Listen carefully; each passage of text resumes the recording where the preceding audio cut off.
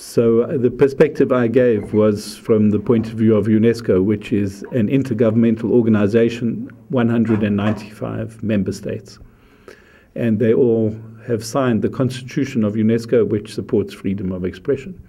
The position of UNESCO is that freedom of expression exists offline as well as online. And actually, freedom of expression should be the norm, and any restriction should be the exception.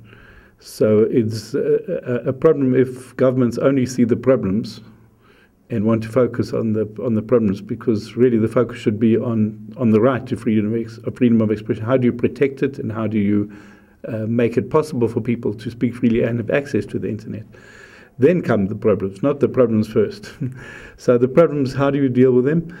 You bring the international standards. International standards say it's not permissible for a government just to censor the internet. It must meet three conditions if it's to be acceptable. First, it must be a transparent thing. There must be some criteria written down, public, so that people know this. If you say this, this could be the result. Second, the reasons for applying a system of restrictions, they have to be fair reasons. They cannot be for political party reasons. They must be for public health, or they must be for national security, or they must be to protect the reputations of other people. And the third thing is they must be applied in a proportionate way. In other words, not overkill.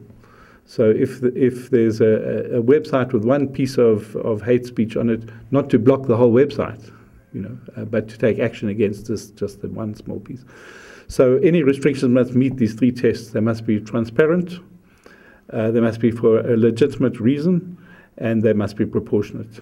The second thing I said is that important for freedom of expression on the internet is multi-stakeholder involvement, because if you leave it only for governments, they will obviously be biased in one direction. If you leave it only for civil society, they will be biased in the other direction. You need multi-stakeholders to come together on this question and find some complex solutions, such as privacy. Of course, online content should sometimes be controlled to respect privacy, but sometimes they can also be abused to infringe freedom of expression. So you need to have deliberations about how do you use international standards to get that balance.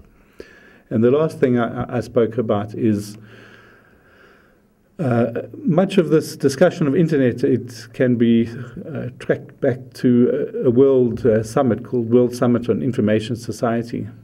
Next year will be 10 years since, in fact, there were two summits, WSIS. Next year is 10th anniversary of the second one. At those summits, governments and stakeholders began to make various targets, commitments for internet. So next year, UNESCO has a conference to say, okay, in the question of multilingualism in cyberspace, where are we? Because it should not only be English in cyberspace. Freedom, where are we with freedom?